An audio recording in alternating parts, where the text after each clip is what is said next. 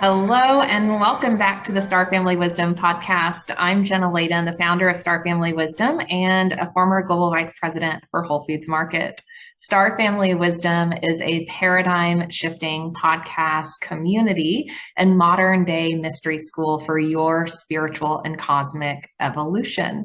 And in today's episode, we are talking all about the evolution of our elemental body and our ability to raise our vibration, heal, transform, and connect with higher dimensional intelligences, elementals like fairies and leprechauns. And we learn about this from an accomplished spiritual author and teacher, Tanis Helliwell. Tanis has been in this work for decades. And Tanis started experiencing connection with angels, connection with elementals at a very young age, but didn't really incorporate that into her work until later in life. And Tanis was in a therapy practice specializing in spiritual transformation for 16 years. And she's also been a catalyst for people on their evolution, helping people navigate their healing and pilgrimages to sacred sites. And Tanis has an incredible connection with Ireland and the elementals of Ireland. And Tanis also worked in the mainstream for a number of years. She worked with corporations, helping them in their evolution. And we talk about how she has in recent years been bringing this awareness around elementals to her community and to her students. Tanis is the author of Good Morning Henry, Pilgrimage with the Leprechauns, Decoding Your Destiny, Keys to Humanity's Spiritual Evolution, and Hybrids, So You Think You Are Human, which I'm excited to read. We talk all about how we are just awakening to our understanding of our connection with elementals and going through this evolutionary process on Earth, where Earth is evolving. We are raising our frequency and our vibration, and the elementals and higher dimensional intelligences are able to meet us now in this place of awakened perception. Tanis works with her students on awakening their perception and awakening their third eye vision so that they can engage and connect with spirits and elementals and the angelic realms in ways that maybe they haven't before. Tanis does a ton of work around ancestral healing and how to understand the more holistic aspect of our healing that includes ancestral work, ancestral traumas, past life wounds, and current life programming. And she really creates a space and an environment for a really supportive transformational process. And so we talk about her journey to Ireland and meeting an elemental, and her kind of fun and lighthearted approach to how she has developed this relationship with different elementals. And we also talk about the body elemental and how we can heal the energy body and how we can reestablish balance. And so Tanis brings this just wealth of information, this wealth of spiritual wisdom, and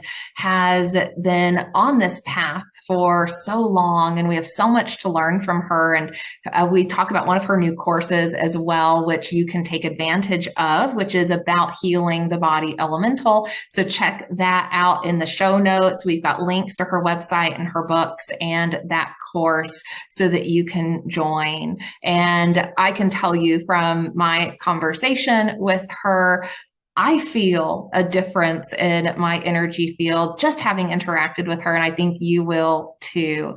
And I think this is such a fun moment in history where we're even able to have these conversations about connecting with fairies and leprechauns and these other beings that have been kind of hidden to us in our modern history, and especially in the Western world. Tanis not only has developed this spiritual sight that allows her to maintain this connection, but she also has done immense research on the spiritual traditions and cultures around the world, which tells us that many cultures, many Indigenous and First Nations people have maintained these connections, have maintained their sight, their knowingness of these other realms forever. And we've, in modern Western culture, been blocked. We've lost our memory of that. So, today's conversation really is about remembering, and it's about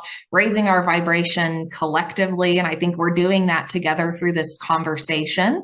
So I hope you have fun with this. And if you feel inspired and called to build an altar to the elementals, we talk about that in the episode. I did that recently and shared that with Tanis, and how this was a part of my practice of awakening further to my connection to the elementals, and really inviting them into my space and inviting them into my practice and inviting their wisdom to help inform my journey. So know that that is available to you too. And if you want to go further on that, Tanis is a great support system and teacher for you. So without further ado, we'll get into the episode with Tanis. And please like and subscribe if you are enjoying the content. We don't want you to miss any of the upcoming episodes, and share with your friends. We want to spread the word about this awakening that is occurring and help others awaken to the same information. So we're so glad you're here. Thank you again for being with us. If you're new, welcome. And if you have been tuning in, thank you for coming back. And thanks for sharing your thoughts in the comments. It's been so fun to connect with all of y'all. So we will talk to you on the other side and see you in our next episode. So enjoy this chat with Tanis. Okay. So we were just talking about your journey and how you found your connection with elementals a little later in your spiritual evolution, after spending years as a psychotherapist and being in that practice and becoming a spiritual teacher. So I'd love to just kind of go back to the very beginning, Tanis, about your journey and what got you onto this path. What led you from psychotherapy to this spiritual leadership path that you're on? I think that spirit is always steering us into what we're supposed to do. And it closes doors to things we're no longer supposed to do and opens doors to things that we are supposed to do.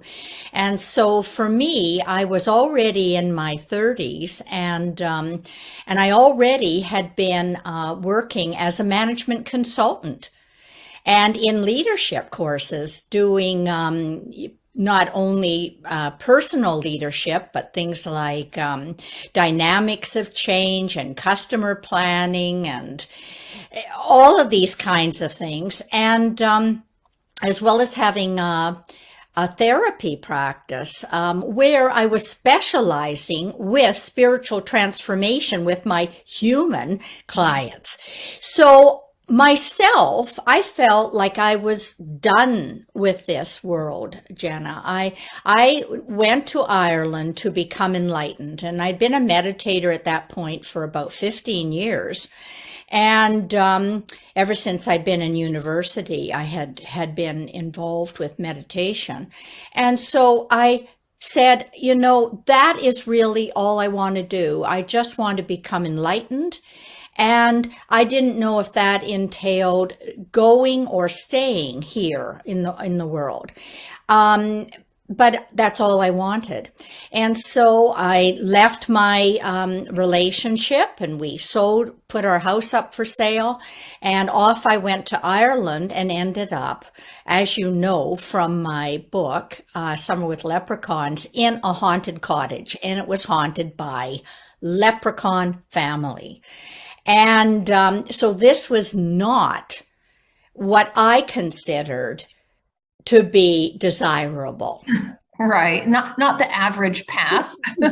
No, no, not at all. And so, but I surrendered to what was occurring.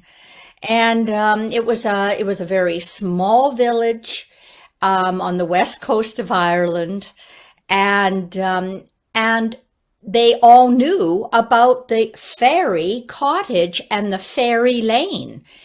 And so that's even what they called it. The locals called it. So anyway, I got to know Lloyd because he's the spokesperson for the family. At least he was then, but now his wife has become very, she speaks now on behalf of herself, so I think that's really good. But he was more traditional in those days. And, um, and he told me that he wanted me to talk to people in 10 years about elementals and what elementals were and how they all form on this planet, and how humans were supposed to be co-creating with them in partnership. And so I promised that I would do this in 10 years, and I honored that request. I had no idea at that point in my life that the elementals would become so important to me and to so many.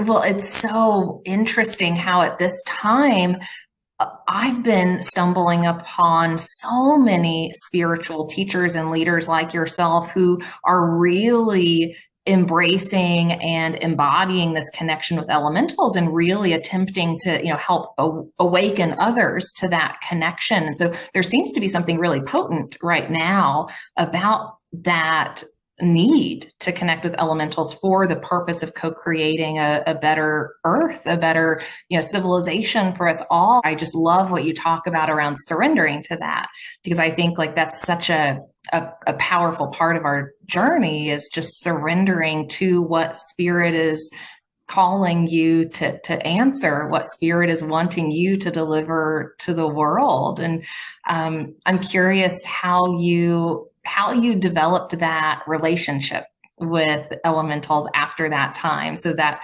time in Ireland was a really activating and awakening experience for you around that connection with elementals and who they are and what they have to offer us as humans. And how did you further that relationship? How did you build your connection with them after that? Well, I already had the connection by the time I left Ireland at the end of the summer. And so elementals can travel in space and time. And maybe we should spend a moment just saying what, elementals, they're not only leprechauns, but they could be gnomes and trolls and, elves, all these various kinds of elementals, and every country has traditions of these. And they call them the little people, or the children of the mist is what they call them in New Zealand.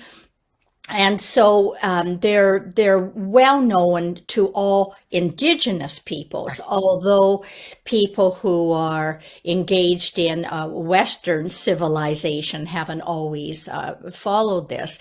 But so Lloyd, traveling in space and time, would come for a cup of tea, a bowl of oatmeal.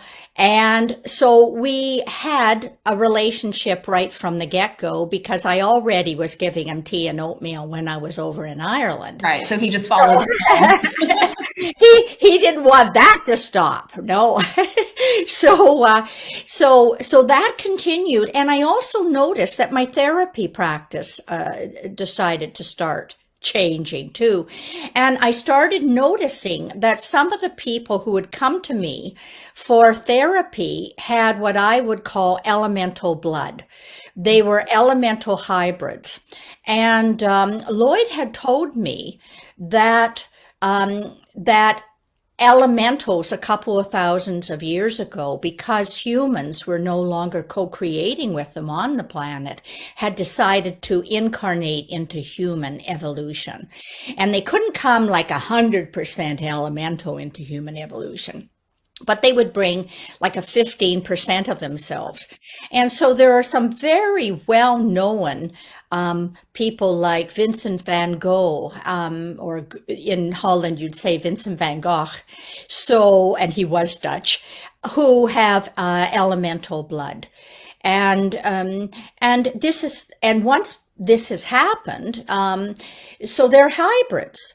So these kinds of people started to come to me for therapy, and I wasn't putting out a calling card that said specializes in hybrid transformation.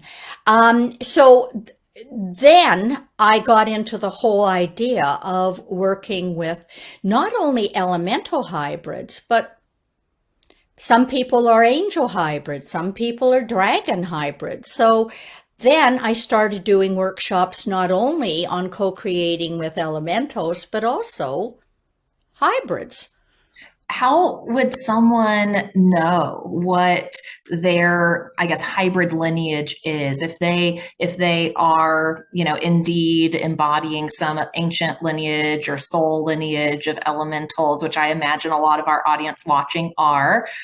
How would they know which elemental they connect with most deeply, whether it's the Fae or leprechauns? Like what would be some of the first clues you would give someone? Well, I actually wrote a book about it called Hybrids, So You Think You're Human, where there's a questionnaire. But in that, I interviewed people who were those kinds of hybrids. And they told their story. They wrote their story, so that I would talk about myths of the world and how all over the world there are myths about dragons, for example, or there are myths about so many of these kinds of hybrids. And so I try to give a mythic and a historical and also even a scientific spin for people. So it wouldn't just be woo-woo, right? Oh, there could be hybrids. And people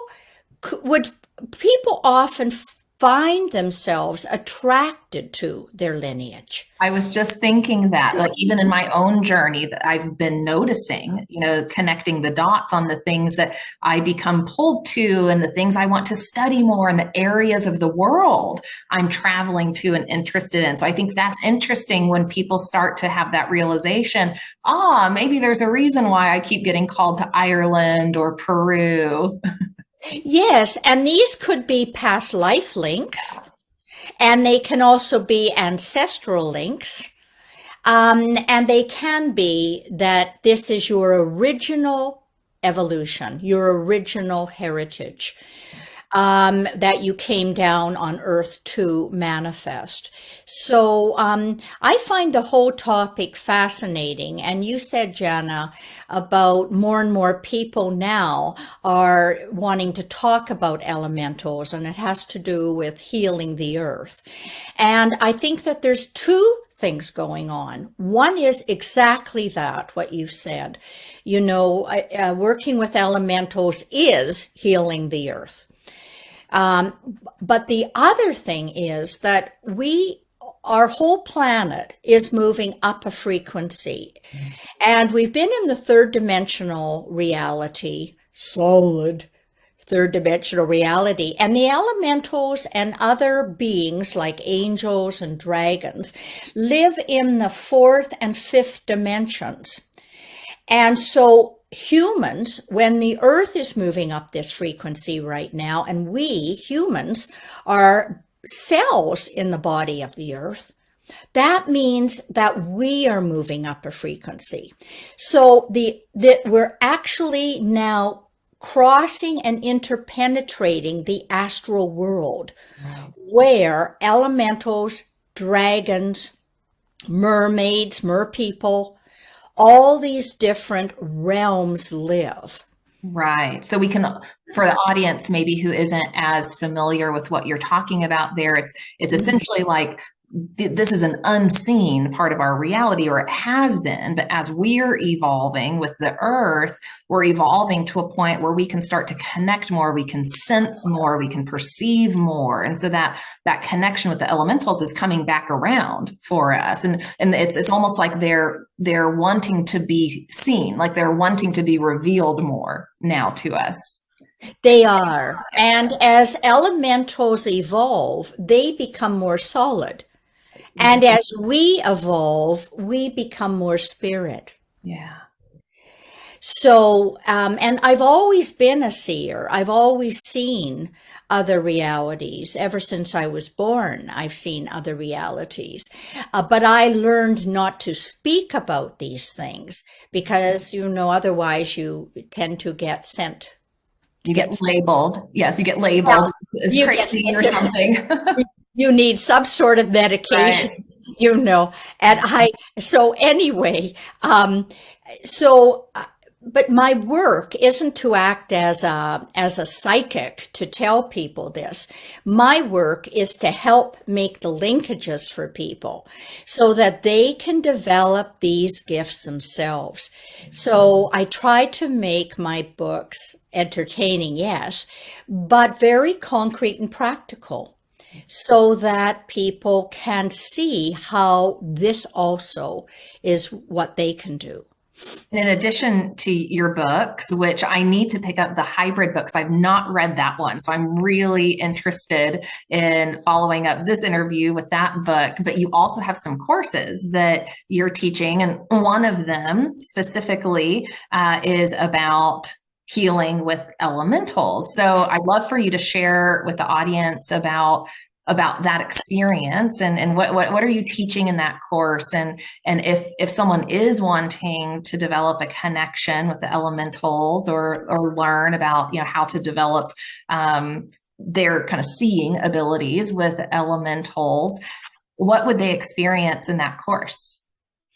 Well, when I was in Ireland, not only did I meet Lloyd and his friends, but I also met my own body elemental.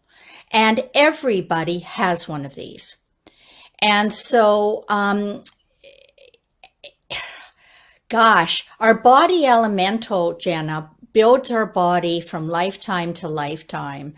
And it builds not only our physical body, but it builds in all of our emotions and our thoughts. So I give two courses. One is one on nature spirits, which is out there, which it is, partner with nature spirits and go and find out your nature spirit and work with them out there. But the self-healing with the body elemental is in here. Mm. And people say, what do I need to do in order to be clairvoyant, to be clairaudient, to be clairsentient? And so the course is basically giving them the tools so that they will become these things. And so they can work with their own body elemental. Beautiful. So is that Yeah, program themselves at a cellular level, because they've programmed themselves and by negative programs, by not being aware of how their thoughts are actually programming them. So this is like, hey folks, you can unwind these programs. You can erase this old one and you can reprogram yourself. I love that. That's some of my most favorite work to do with people. And, some of the work we do at Star Family Wisdom is about that reprogramming. Like you said, we get from an early age, right? We take on so many really heavy, traumatic programs, from our society, from the world we're born into. And it requires a lot of work to unwind that. And what you're talking about there sounds really similar to me to some shamanic practices I'm familiar with, which is about kind of rebalancing the elements in your field almost, right? That we get out of balance in terms of which energies, we're utilizing more of or less of. And so it kind of sounds like that's some of the work you're doing there is really kind of taking all elements and rebalancing them. Is that correct? Am I kind of reading that right? Well, it is doing that. And it's also working with each of the chakras to tune the chakra to a higher frequency. So each of our chakras has got a certain sense. We call it the five senses or the six senses. And so people are addicted to our physical world through the senses. This is what our ego does to us.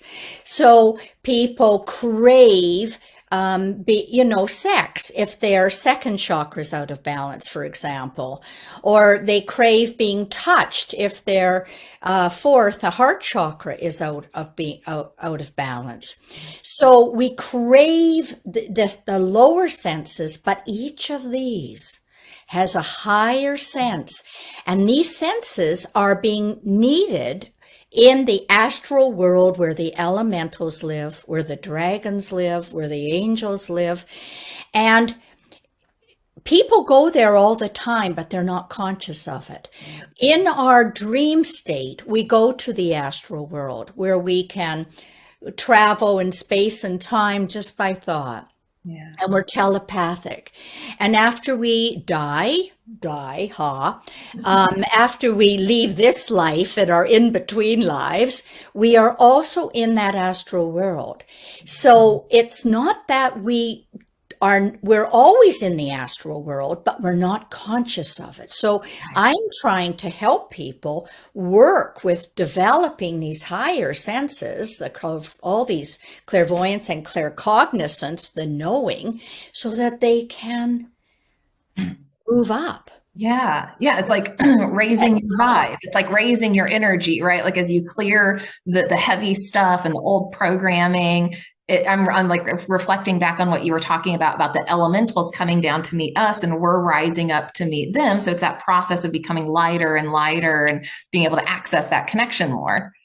At Star Family Wisdom, you can discover the power of sacred geometry with our newest instructor, Nadi Hana. Nadi is an expert in sacred geometry and crop circle technology.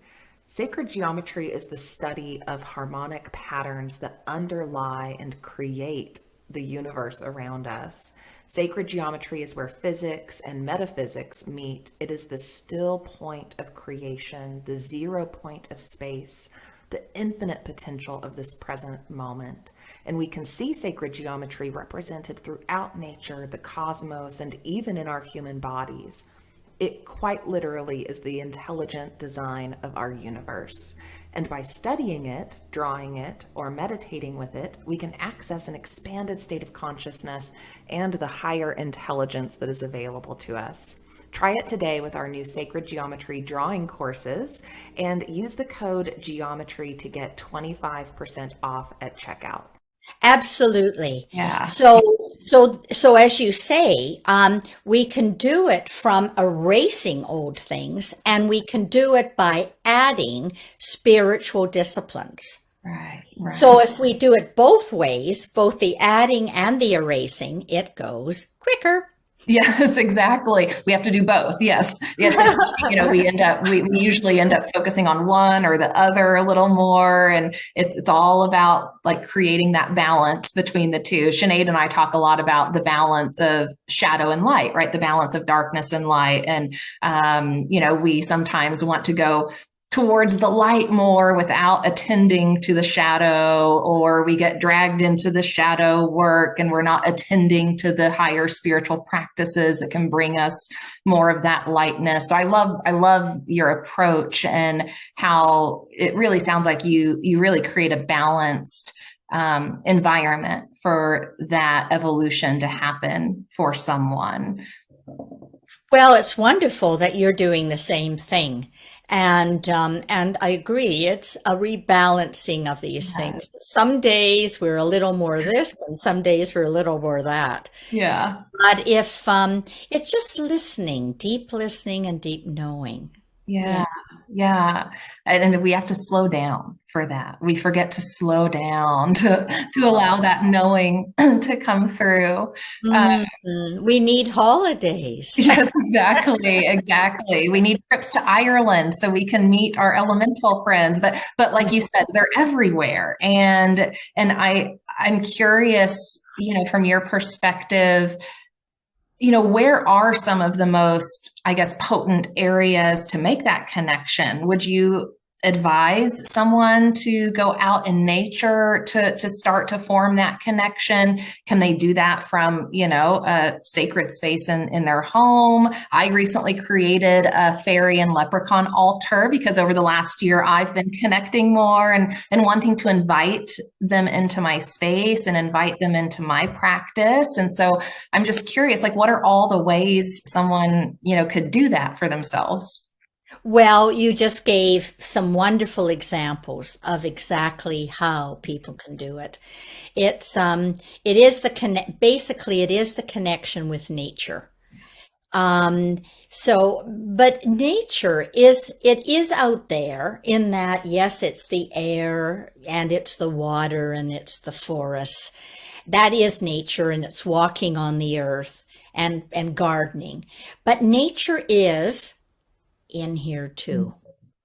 And ultimately, it is the sense of no separation. Mhm. That is, so the more unboundaried we become, and the more that we can expand into this feeling of connection with the elementals and with the earth. And how do we become unboundaried? We release fears. Mm. We're either in fear or we're in love. So it's the surrender where we started our conversation. Yeah. I love that. That's such a good reminder. I think we all need that reminder from time to time to remember that it's fear or love. Like it's that simple, right? It's that simple, and we find ourselves blocked. Yeah, when we get into that zone of fear. How did you navigate getting to a point where you were in a state of love more than fear? Did you ever have a time in your life where you had more of that fear present? Like, has that been a significant part of your journey? Well, I don't think fear ever goes away necessarily. Um, it But there's different ways to deal with it. Every time I do something brand new that I've never done before, like learning how to do online Zoom courses was, for me, who is a technophobe, um, oh no, please, I don't want to go there. But then during this last period that we are in, it was obvious I wasn't going to be flying to Europe and doing all these courses. So I've learned to do it. So I think what has stretched for me, it's not that I don't have oh God, how am I going to do that? But it's that if you've gone through your fears often and often enough, and you have learned to take on greater and greater challenges and put yourself in the unknown more and more, you can stretch further. Mm. So it is learning how to stretch through something. And also, it's this deep trust in spirit. I must say, this deep trust that everything is given for a reason, physically or emotionally. Yeah.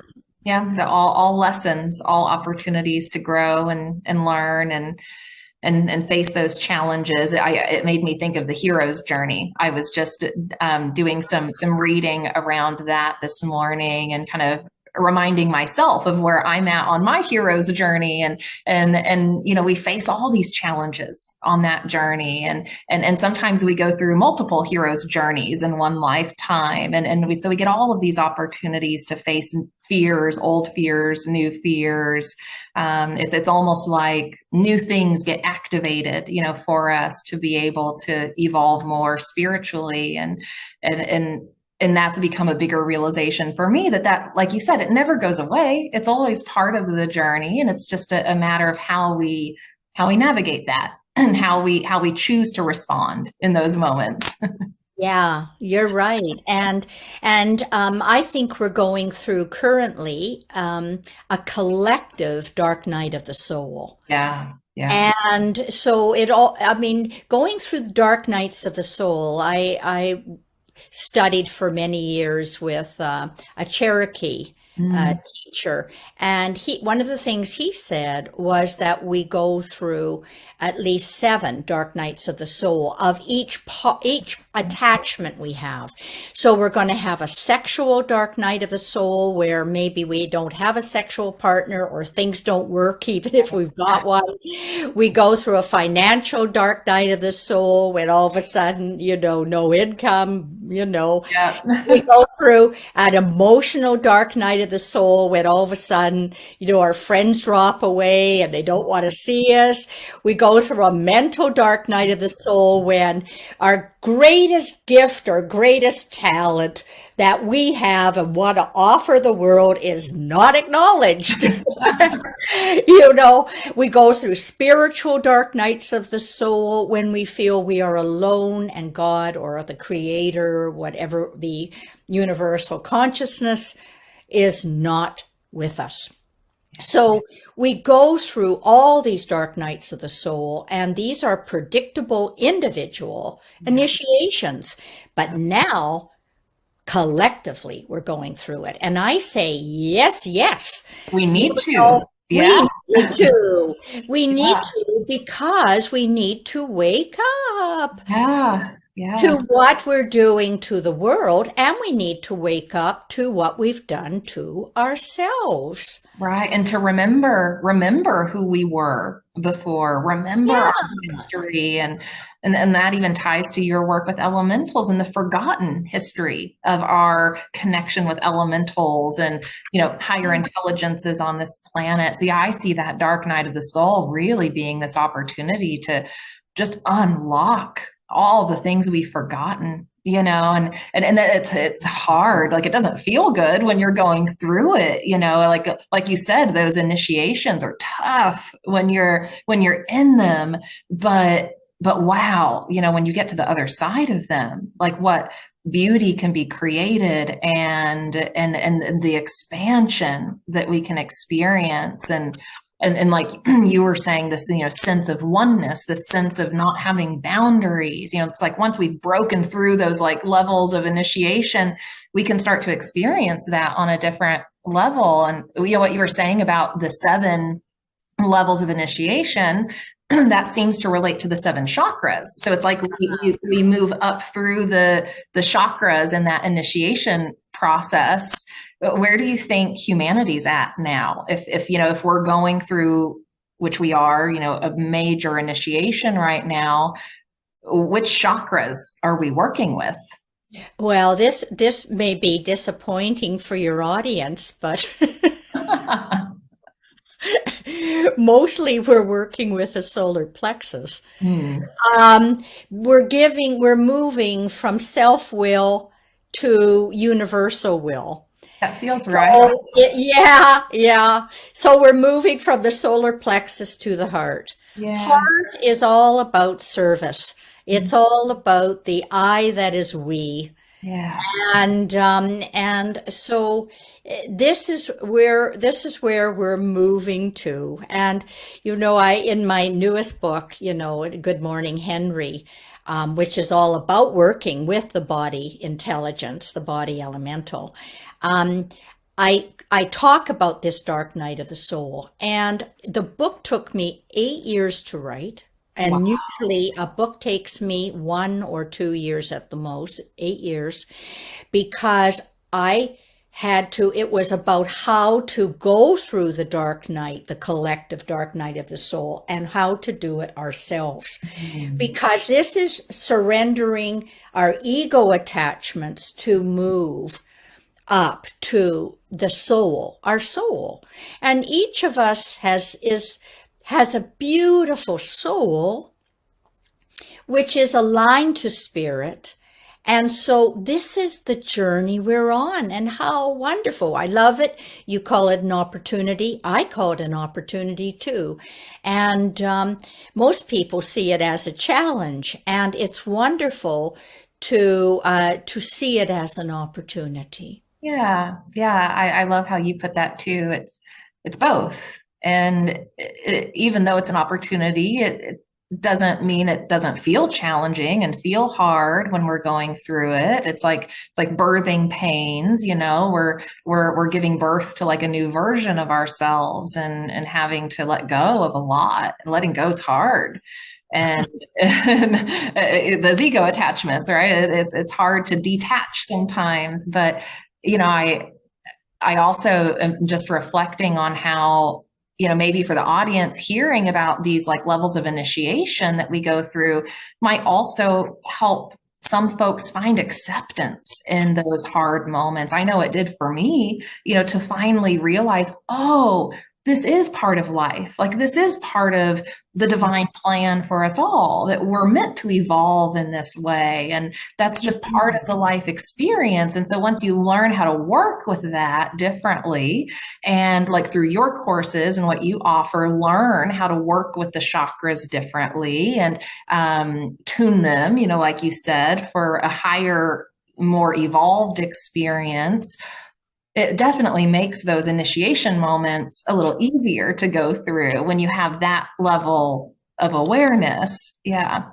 Yes, I think that's true. And I think that that's what wisdom is too. Oh, yeah. That, we, and some people come in wise, and other people don't even get it on their deathbed. Yeah.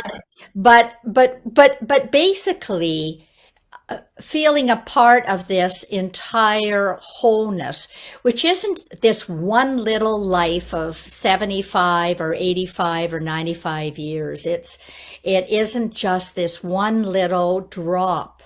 It's the being connected, and First Nations, indigenous peoples, feel this connection, and feel the connection to the land, and the land that they were born on, the land that the ancestors were on. And we in the Western culture have lost our connection. We're not rooted. We're not rooted on the land because we move so much. We're not rooted with other people, to our families, because they're so splintered and broken. And so, I do a lot of work with the ancestors to try to reconnect people to their history. And as you said earlier, you may feel called to a certain country. Right. Well, could be past lives, but it can also be a cellular memory. I've got it for Ireland because of my Irish genes. Yeah. But not only, but from past lives, I also have a strong connection to the Orient. Mm. So yeah, so you can find that connection and healing in so many ways. And it brings up for me this kind of reminder for the audience that our healing really is just like all encompassing. It's ancestral, it's past lives, it's connecting with the energies we've lost touch with, it's reconnecting with earth, it's reconnecting with, the even higher, intelligences of the angelic realm. And so that's a big kind of, cosmology, and big kind of, I guess, sphere, to kind of put yourself in. And like you said, in the Western world, we've just forgotten about a lot of that. We've just kind of put it to the side. And I'm curious, as you do this work to kind of help people reconnect with that that sense of wholeness, through all these different healing methods, what are some of the transformations you've witnessed? What are some of the ways in which people have been able to evolve by doing, this work with you? Oh, well, some people have been studying with me now for over 20 years. Oh, wow. I know, which is, it's a great honor. Yeah. But I I find that we've got to stay true to our own journey. Mm. And if we don't try to make ourselves into anyone else. We just stay on our true to ourselves.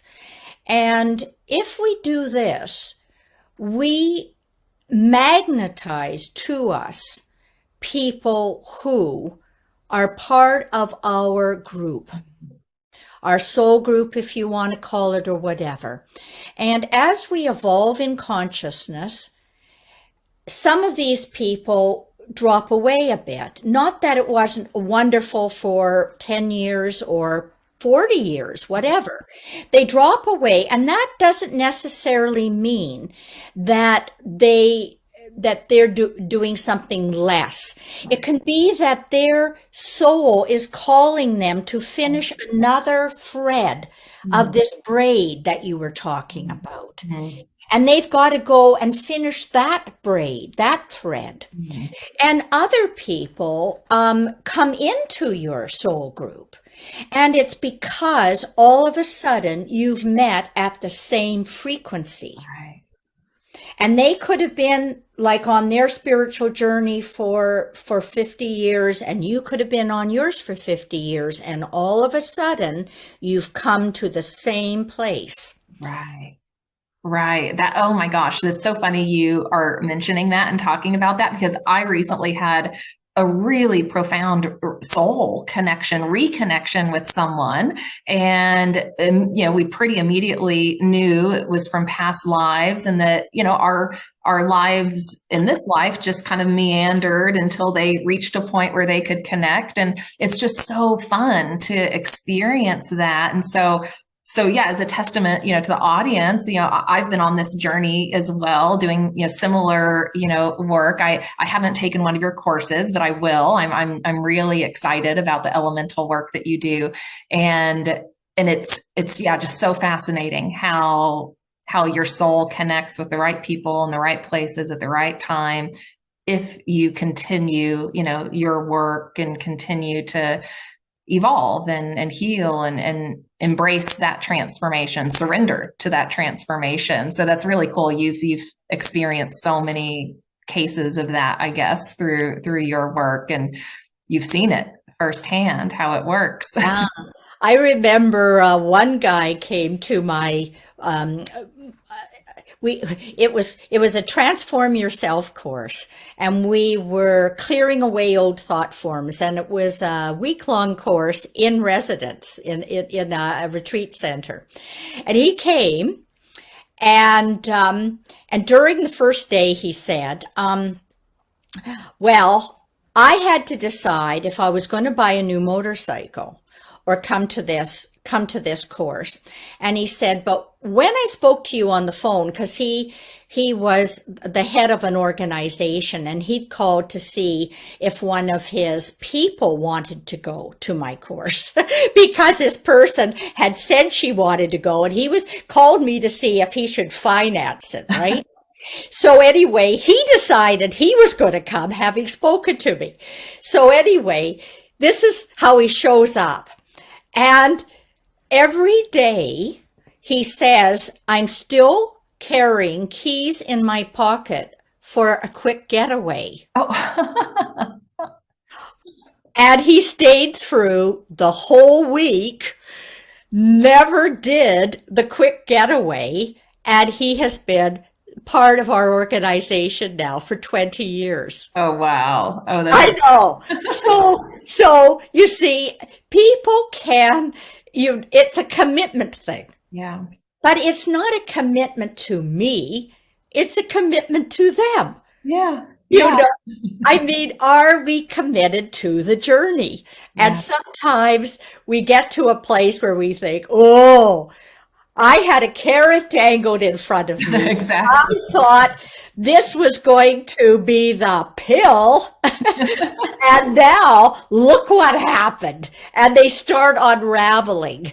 And and and this is what happens. As soon as you start this commitment to your spiritual consciousness, you get there because you want to become enlightened, but it's an unraveling path.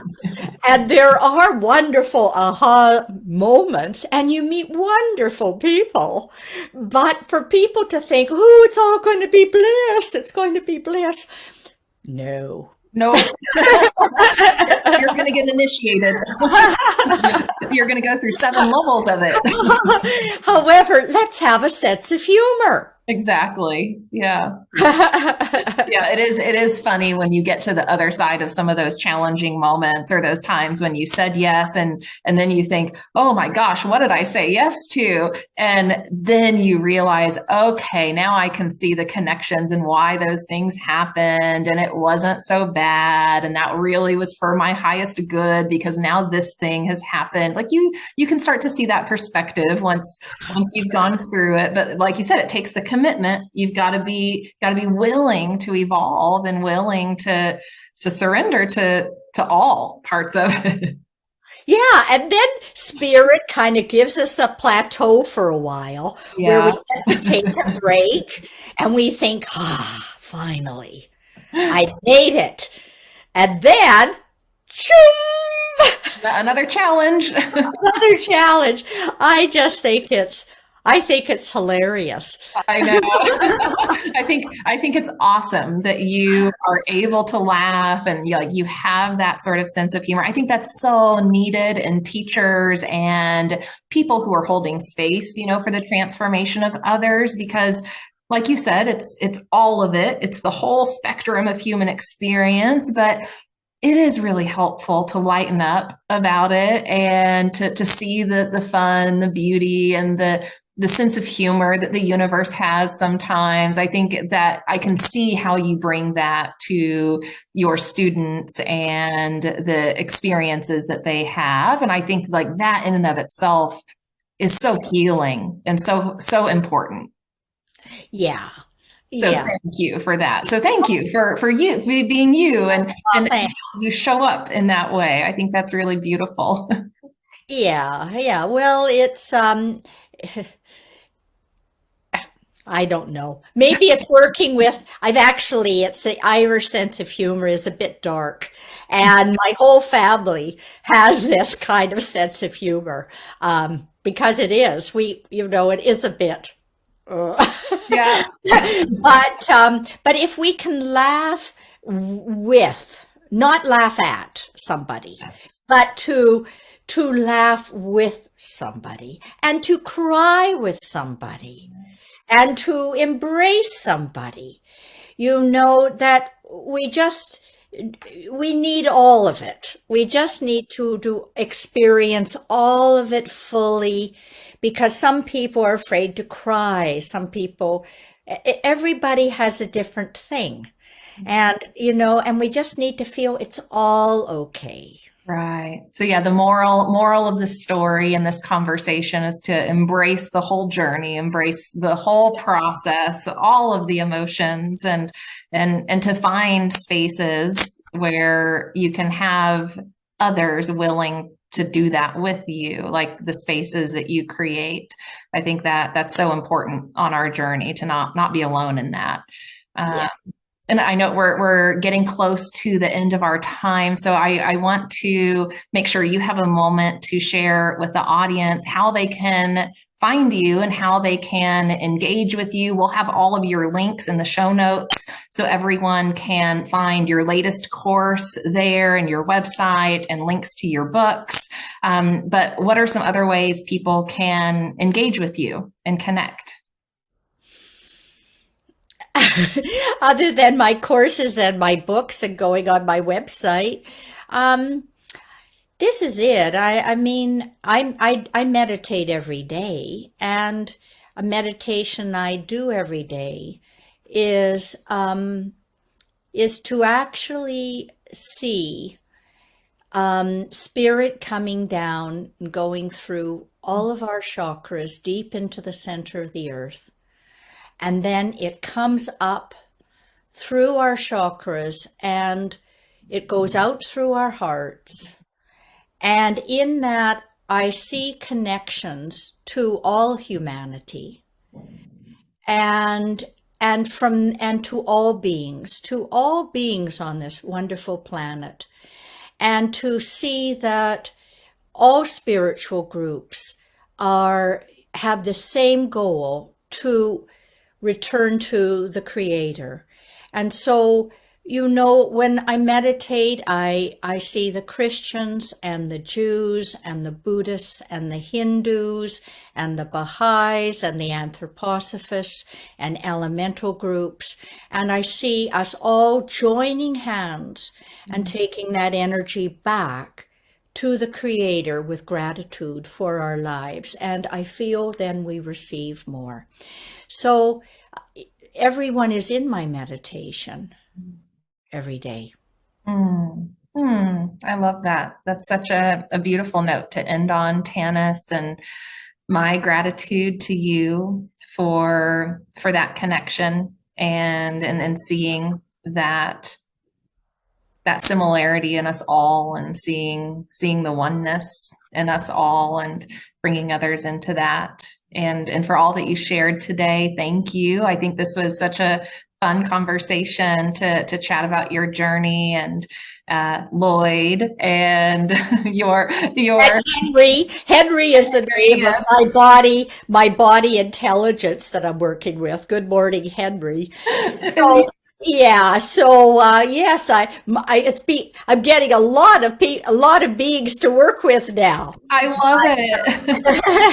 I think it's so fun to be able to put names to them too. I think that just helps us as humans, connect a little better for some reason. Like, we like to label things. So I think that is just kind of fun and helpful in how you share about your connection, and how you've developed that relationship with these different elementals and beings that are in your world, and a good reminder for everyone that we can connect, and you can do so by checking out and joining Tanis's courses. So definitely follow her, go to her links, sign up for her newest course if you are interested in learning more about connection and healing with elementals, and going through that body elemental, and the body elemental, going through that process of tuning the chakras, and raising your vibration to be able to connect in a deeper way. So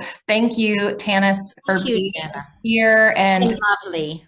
It's been so lovely to chat with you and learn more about you and your story, and share that with our audience. And everyone listening, thank you again for being with us. Definitely tune in again next week for our next episode. Like and subscribe so you don't miss any of our content, and check out the show notes to find Tanis's work and to sign up for her course.